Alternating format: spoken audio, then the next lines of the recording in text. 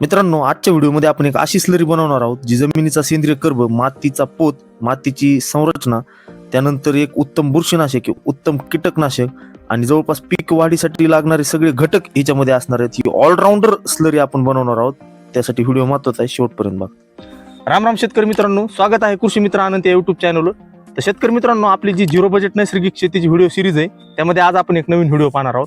तर मुख्यतः आपण जे झाडाला घटक टाकतो त्याच्यावर आपल्या पिकाची वाढ निर्भर नसते, तर मुळात पिकानं त्यातलं किती घेतलंय आणि त्याला लागू किती झालंय याच्यावर पिकाची जोमदार वाढ निर्भर असते. त्याच्यावर डिपेंड आहे त्याची वाढ, आणि उत्पन्न ही त्यावरच आपलं डिपेंड असतं, ना की आपण त्यामध्ये किती खताचा, रासायनिक खताचा वापर केला याच्यावर. तर मुळात आपण आज जी जैविक स्लरी बनवणार आहोत ही पूर्णपणे जे आपलं मातीतलं सेंद्रिय कर्बाचं प्रमाण आहे ते वाढवण्यासाठी मदत करणार आहे. नंतर मातीचा जो पोत आहे ते सुधारण्यासाठी मदत करणार आहे. त्यानंतर मातीमधले जे हानिकारक बुरशी ते मारण्यासाठी मदत करणार आहे. कीटकनाशक म्हणून सुद्धा काम करणार आहे. आणि खूप सारे पिकाच्या वाढीसाठी उपयुक्त घटक मातीला उपलब्ध करून देणारी ही आज आपण जैविक स्लरी बनवणार आहोत. आणि जवळपास या स्लरीला बनवायचं कसं आहे, किती दिवस ठेवायचे, वापर कसा करायचा आहे, कोणत्या अवस्थेत सोडायचे, या सर्व गोष्टी ज्या आपण आजच्या व्हिडिओमध्ये माहिती पाहणार आहोत.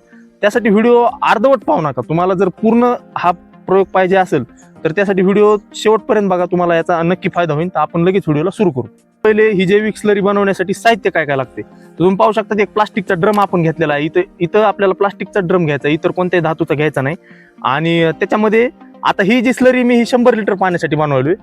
तुम्हाला जर ज्या 200 लिटर बनवायचे असेल ते सर्व साहित्य मी जे घेतलंय ते तुम्ही दुप्पट करू शकतात. त्याच्यानंतर जवळपास 5 ते 7 किलो शेणाचा, आपण गावरान गाय जी देशी गाय आहे तिचं शेणाचं आपण गाठोडं केलेलं आहे. कारण मी हे ड्रिप वॉटर सोडणार आहे म्हणून मी गाठोडं करून, तुम्ही पाहू शकता तिथं झाडाला एका दोरीच्या माध्यमाने हे लटकवलेलं आहे. आणि इथून ह्या शेणाचा पूर्णपणे व्यवस्थित निचरा होणार आहे आणि हे ड्रिप वॉटर बी जायला आपल्याला सोयीस्कर राहणार आहे. त्याच्यानंतरचं तिसरं महत्वाचं साहित्य म्हणजे तुम्ही पाहू शकता तिथं एक बॅरल भरलेला आहे. इथं आपण जे गावरान गाय देशी गाय तिचं गोमूत्रच आपण घेणार आहोत. जवळपास 5 ते 5 लिटर पर्यंत आपण हे गोमूत्र घेणार आहोत ह्या पूर्ण स्लरीसाठी. त्याच्यानंतर तुम्ही बघू शकता तिथं पूर्णपणे जे पीठ आहे आपलं चना पीठ, हे हरभऱ्याचं पीठ आहे. तर हे हरभऱ्याचं पीठ इथं आपण घेणार आहोत. जवळपास 1 किलो हे हरभऱ्याचं पीठ घेणार आहोत.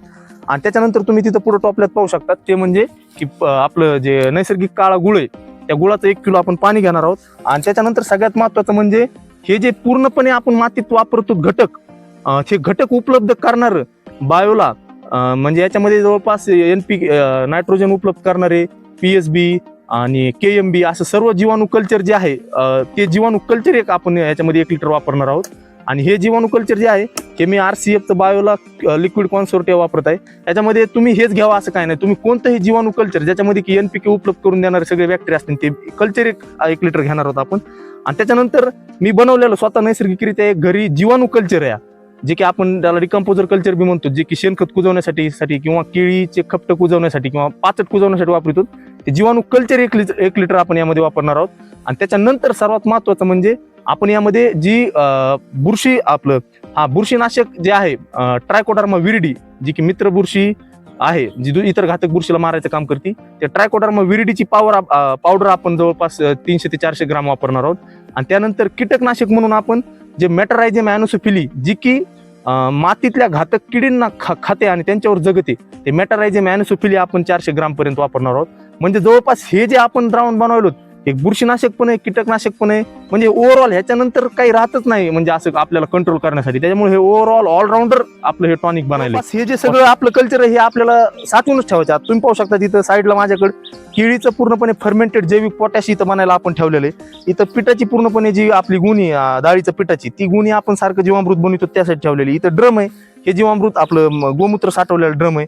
त्याच्यानंतर तुम्ही तिथं पाहू शकता ते पूर्णपणे जीवाणू कल्चर, त्याच्यामध्ये आपण ते डिकम्पोजर कल्चर बनवले, जे की शेणखत पाचट कुजवण्यासाठी, केळीचे खपटे कुजवण्यासाठी उपयुक्त आहे. आणि त्या साईडला तुम्ही पाहू शकता जे भात आहे आपला राशनचा तांदूळ, त्याच्यापासून आपण कसं टॉनिक बनवता येईल ते टॉनिक बनवून ठेवलेलं. हे सर्व आपल्याकडे नैसर्गिकरित्या उपलब्ध आहे. पूर्णपणे नैसर्गिक शेती आपण सुरू नाही केलेली, पण आपल्याला जवळपास म्हणजे आपण यावर्षी असं टार्गेट ठेवलेलं आहे की केळीच्या बागेसाठी जो आपला मागच्या वर्षी खर्च झालेला आहे, केळीचा माल देखील आपला एक्सपोर्ट झाला होता, त्या खर्चाच्या तुलनेमध्ये आपल्याला 10% खर्च आपल्याला कमी करायचा आहे.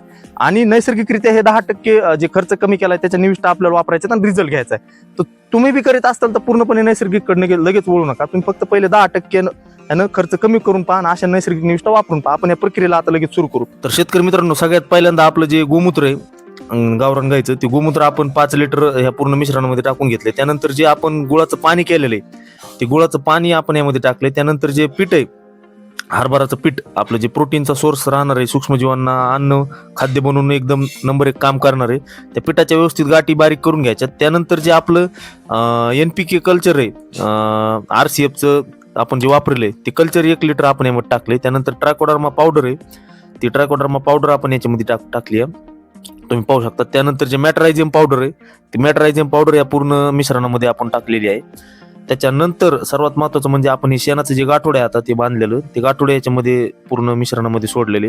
आणि आता सगळ्यात शेवटी आपलं जे जीवाणू कल्चर आहे, जे की मी घरीच बनवलंय, ते जीवाणू कल्चर आपण जवळपास 1 लिटर ह्या पूर्ण मिश्रणामध्ये टाकलेलं आहे. आपण हे सगळं साहित्य मिक्स केलंय. आता आपल्याला हे सावलीला हे साहित्य आपलं हे जी पूर्ण स्लरी आहे ही सावलीला ठेवायची आहे आणि याला आपल्याला झाकून नाही ठेवायचं पूर्णपणे पॅक.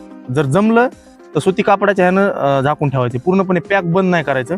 आणि आपल्याला हे किती दिवस ठेवायची हे महत्वाचं आहे. आता ही स्लरी आपल्याला 72 घंटे ठेवायची, म्हणजे जवळपास 3 दिवस. आणि त्याच्यानंतर ह्याचं जे मल्टिप्लिकेशनचं जे काउंट आहे ते पूर्ण एकदम पीक लेवलला असणार आहे, म्हणजे सगळ्यात जास्त असणार आहे. आपण 4थ्या दिवशी याला ड्रिप वॉटर किंवा जसं पाटपाण्याने तुम्हाला सोडायचं तसं तुम्ही हे सोडण्यासाठी स्लरी बनती. तर आपण आता 3 दिवस थांबूयात.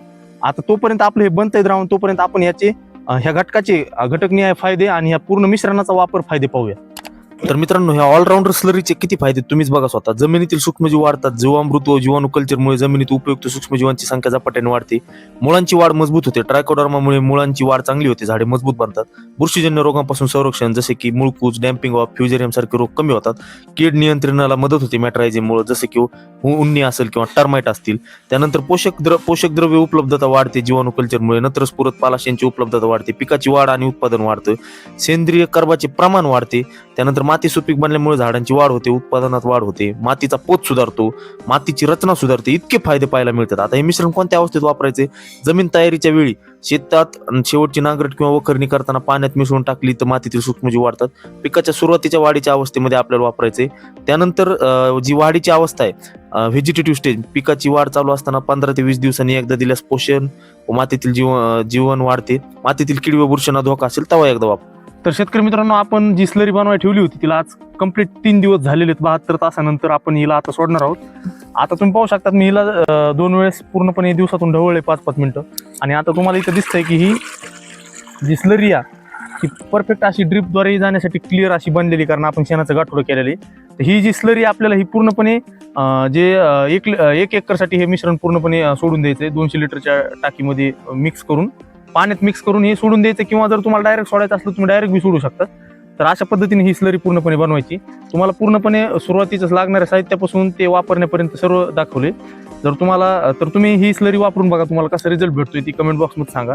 आणि जर तुम्हाला व्हिडिओ आवडला असेल तर व्हिडिओला लाईक, आणि अशाच आपल्या नवीन व्हिडिओ पाहण्यासाठी आजच तुमच्या हक्काचं आपल्या सर्वांचं जे कृषी मित्र आनंद हे चॅनल आहे यूट्यूबला, त्याला सबस्क्राईब करा. व्हिडिओ पाहिल्याबद्दल धन्यवाद.